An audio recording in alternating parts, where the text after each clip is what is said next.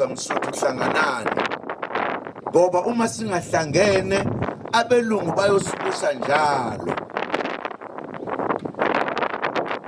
Ezinye zalezi zinto engizishoyo mhlawumbe izinto ebaluleke kakhulu kulesi sikhathi esikusona samanje.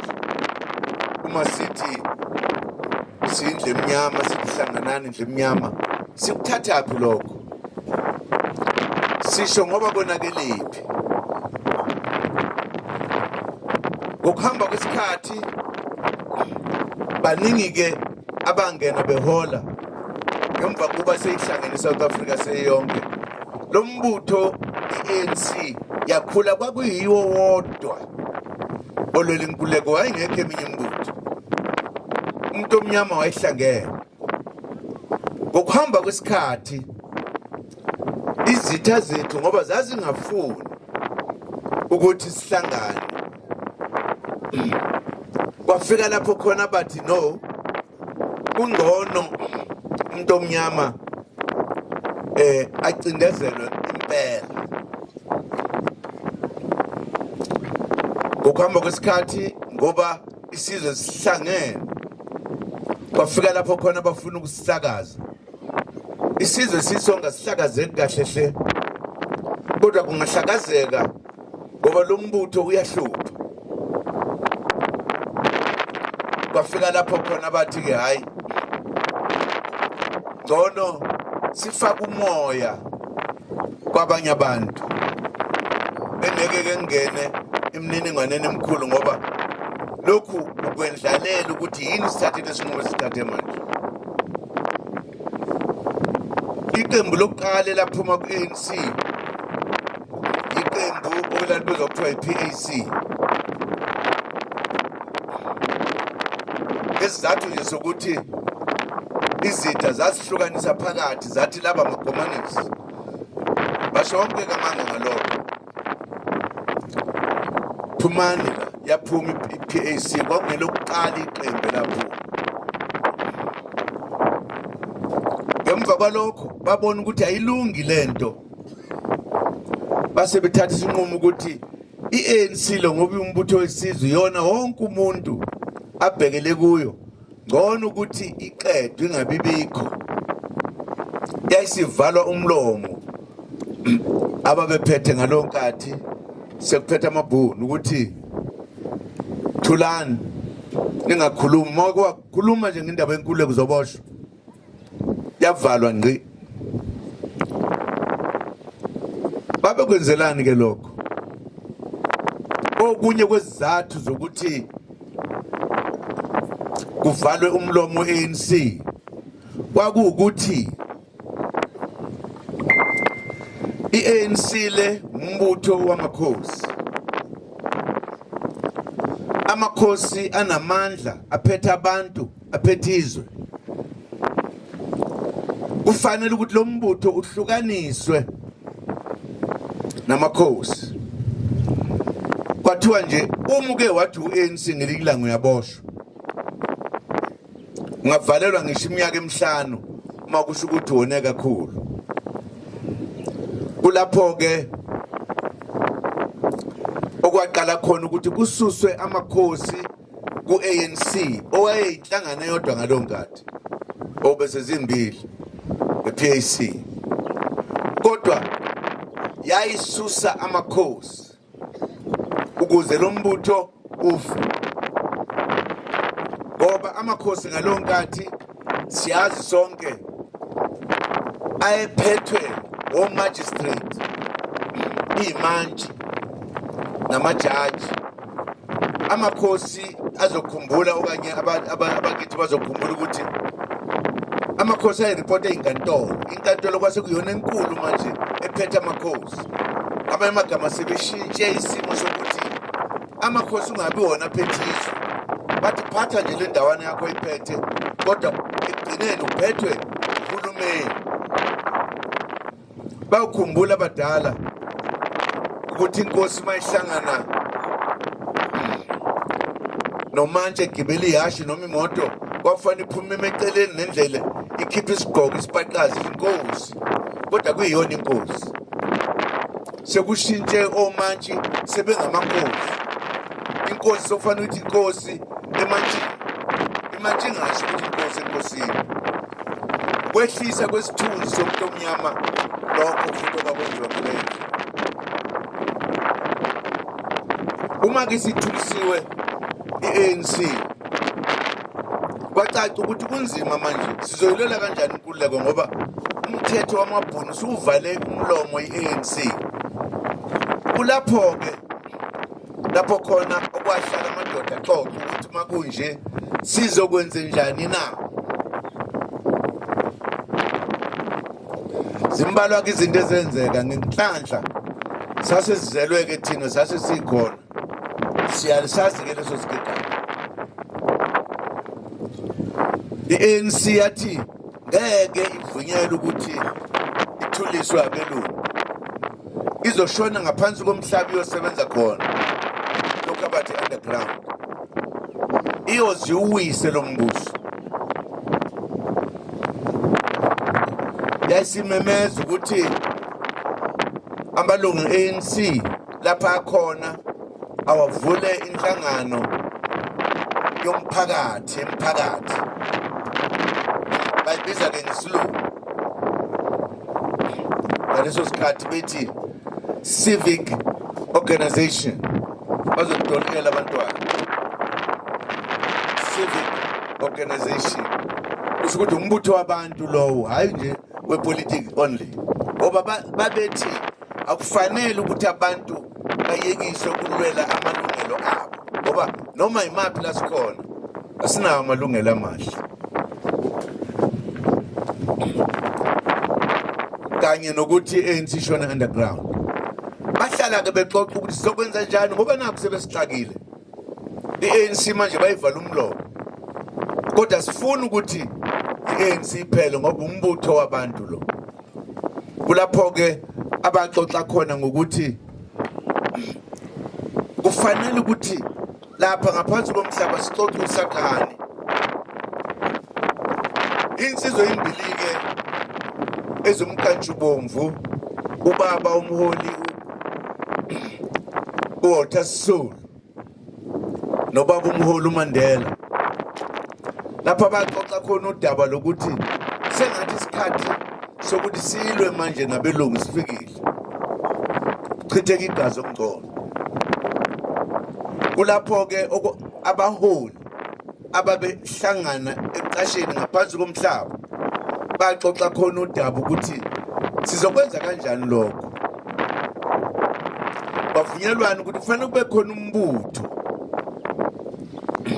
ozovuka manje ungabizwa ngokuthi ANC, ulwele abantu abamnyama okungcono kuliwe impela kuphuma igazi kufa abantu. Uma sebexoxa sebevumeleneke ngqo konke into ukuthi impela siyavumelana isikhathi sokuthi silwe sesifikile ukuze sisize nombutho wethu lo osebenza ngaphansi komhlaba. Bayixoxa i-ANC kanye nombimbi lwayo, bavunyelwana ukuthi asiwakhe lo mbutho ozovikela umuntu omnyama. Uma-ke sekuthiwa uzoqanjwa ukuthi lo mbutho yini igama lawo na,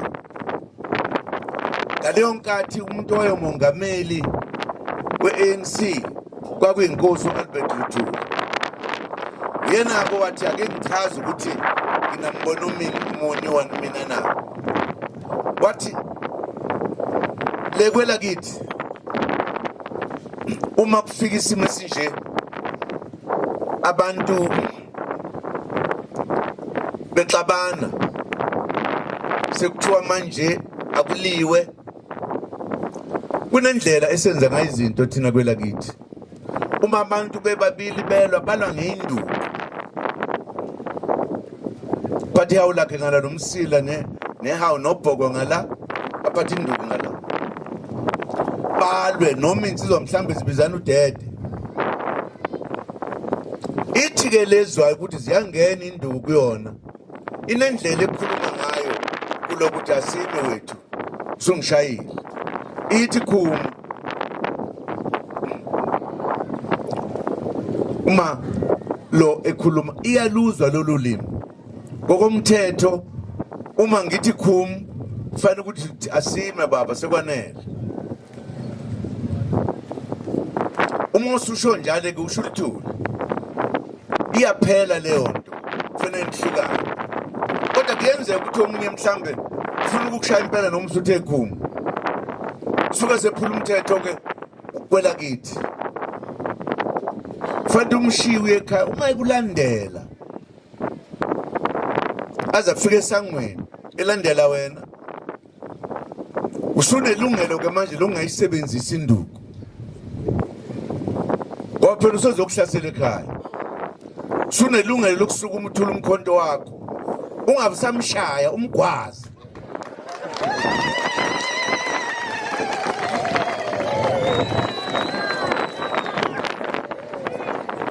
Wathi kuyabona lesigaba esifike kuso manje nabelungu sifike lapho khona bese kufanele basibagwaze manje. Umehluko uzoba ukuthi akuyena umuntu oyedwa lo senkingeni yithi sonke njengesizwe simnyama. Uma sesethula umkhonto sethula umkhonto wesizwe ke manje.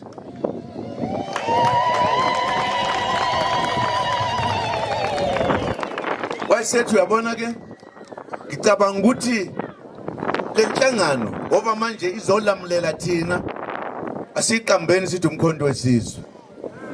Kwavuma wonke umuntu wayehlezi lapho. Kwathiwa kuzokwakhiwa ke manje umbutho ozoba umkhonto wesizwe ozovikela isizwe ulwele ngisho ANC uqobo lwayo.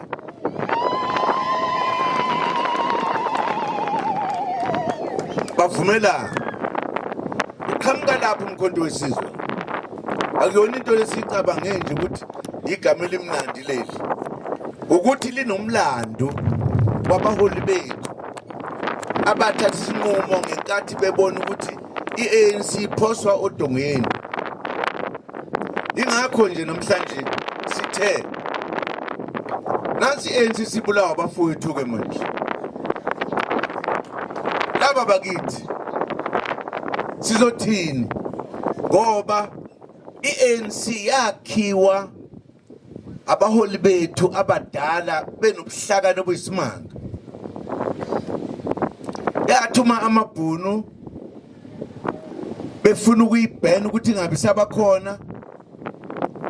Abaholi bethu futhi abanobuhlakani abafana noLuthuli bathi asuvuse umkhonto asakhena umkhonto.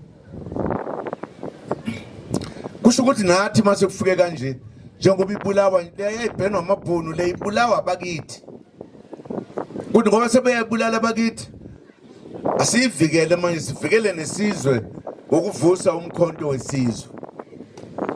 Yiwo ke lo esesivusile.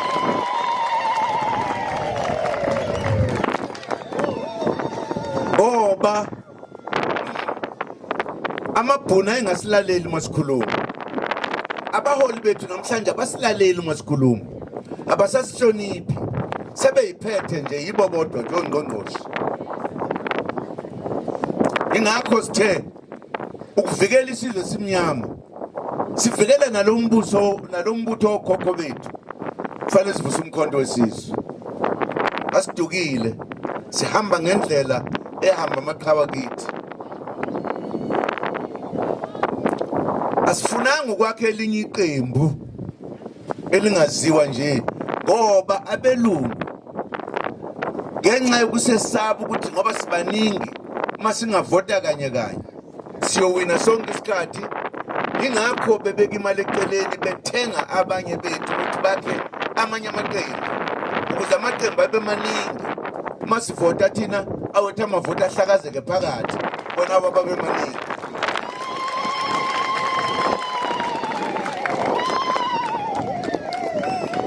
Iningi into esiyenzakele ekuhambeni kwesikhathi kombutho ngoba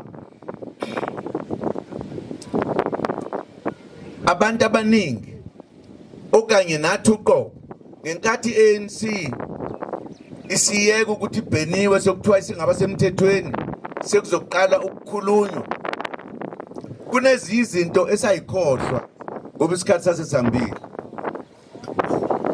Sakhohlwa ukuthi i-ANC le umbutho wamakhosi eqinisweni. Uma kumbuso wamakhosi kwakufanele ukuthi uma kuthiwa i-ANC sivula umlomo manje singakhuluma, kwakufanele uba sithi mase sikhona la sithi makhosi sondelani kwendaba ezitha, nanku umbutho wenu enawakha, sesibuya nawo manje. Ngenkathi niwakha kwakunezinto ezisemqoka ezenzelwa lokho ukuthi sasibandlululo singanikeziwe amalungelo, kwakuthathwe umhlaba wethu, kwakwenziwe konke nje. Njengoba sithi siyoxoxa manje nabelungu, asihlanganeni ke sihlanganise ukuthi inkulumo yethu izothini uma sekuthiwa kuyanegotiatewa noma kuyakhulunywa nabelungu na. Asikwenzanga lokho, kusho ukuthi i-ANC yenza iphutha. Ngokunjalo amakhosi akhohlwa nawo ukuthi umbutho wawo kwakufanele ukuthi inelu unbano nje okanye kuthiwe usuvuliwe base bethi manini ke bafana umbutho wethu. Asihlanganeni ke sizokhuluma kanjani. Ingakho ke nje uma kuthiwa kuyanegotiate sokukhuluma nabacindezeli, kunezinto esemqoka ezasala ezingaqedelwanga, okwakuthiwa sizoqedelwa ngokuhamba kwendlela uma sesenza ukuthi sifike ekugcineni kwenkululeko. Enye yazo ileyo ukuthi umhlaba na wethu enawuthatha kwenziwa njani ke manje mase kuthiwa siyakhululeka. Asikwazanga ukuyixoxa, iseyindaba namanje engaxoxeki kulaba abaphethe. Thina siyaziyo sifuna ukuyixoxa, uma siyixoxa basikhuluza ngamehlo ngathi sifuna ukuthukuthelisa abelungu nina. Kade kunjalo, asithukuthelisa umuntu, sikhuluma iqiniso nje. Umhlaba wethu lo asikwazi futhi ukuthula. Kwafa okhokho nobaba belwela lo mhlaba. Sithuleleni thina. Yinye into abelungu abayenzile. Uma sesithi sebengasebodwa manje, sekulungisa ukuthi izwe lizophathwa kanjani. Amakhosi lawa angabanikazi bezwe enziwe indiva. Amakhosi awanamandla ayabusa nje ngegama eqinisweni, kanti bona abanikazi bezwe yibona ngokomthetho okufanele babahlala kule ndlebe engithe kwakuthiwa indle engaphezulu, engabe thina sibika kubo. Into enziwe manje ukuthiwe kuzobusa iParliament. Na iParliament liphathele thina sizwe. Akekho umuntu weParliament ongathi izwe lami leli. Ingakho nje uma kukhona ukhetho, uma lelo qembu lingakwazanga ukuwina elinye liyaphuma kungena elinye. Yithe singaphumi la eSouth Africa sihlale sikhona izwe lethu leli, kodwa sihlaliswe njengabantu abangenazwe. Yithi esihluphekayo. Ngeke nje umbone umlungu ehlupheka eyofuna umsebenzi eThekwini naseGoli esuka la. Yithi kuphela. Uma bahola imali esatshiwe, thina sola imali encenyenyana. Phinde uyicozule ngapha nangapha. Yithi lapho ngoba siyahlushwa.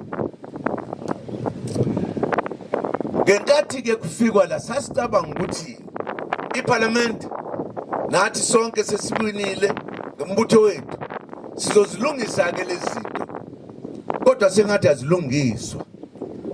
Ngokuhamba kwesikhathi sengathi sekuwesi okanye sengathi sokuhamba kakhulu manje ukuthi asakhathalelwe ngempela. Benze njani abelungu? Ngoba nje siba ngaka abafuni sihlangane kangaka. Ingakho nje ubona ukuqhamuka abantu abaningi namaqembu amaningi, ngoba belunga vele babaningi madlana nje.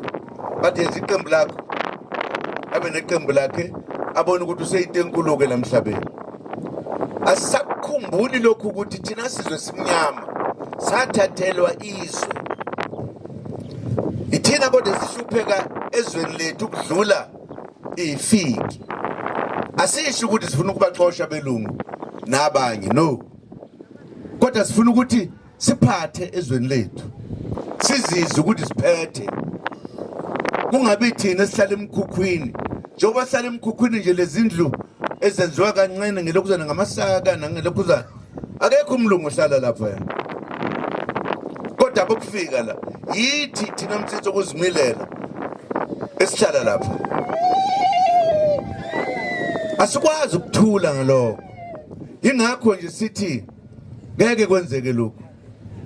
Into ke bilindelekile bakwethu ukuthi thina uma sesiphethizwe so ilungisa lezi zinto ngokuhamba kwesikhathi size iphelele zithi nya. Kodwa into eyenzekayo, inhlupheko iyona evame kakhulu manje ukudlula konke. Kuyoze kube nini laba fowethu ke besithe basiphathelizwe bephethe ANC?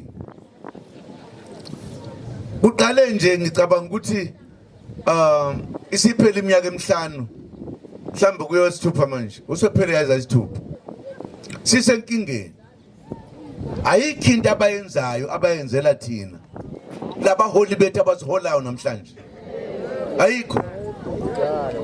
Imizamo ebekade sizama ngaphambili siza nayo kancane kancane bayimisile, bayihlalele nje.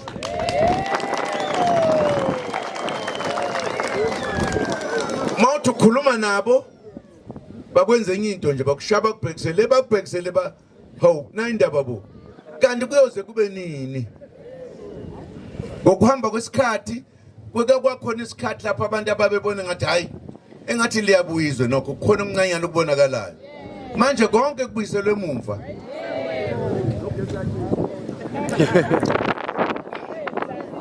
Ngezinto eziningi kubuyiselwe emuva ngezinto eziningi. Enye yalokho ugesi.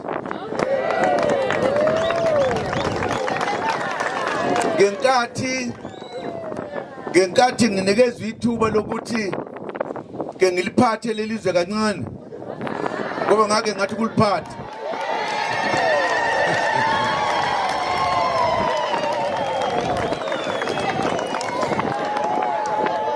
Enye yezinto zokuqala engayenza ngathi ugesi awuyofika emakhaya ngisho emaqaqasini.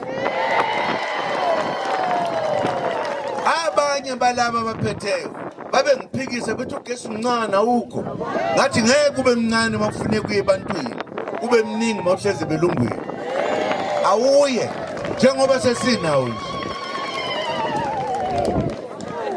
Babe cabanga ngeke kwenzeke.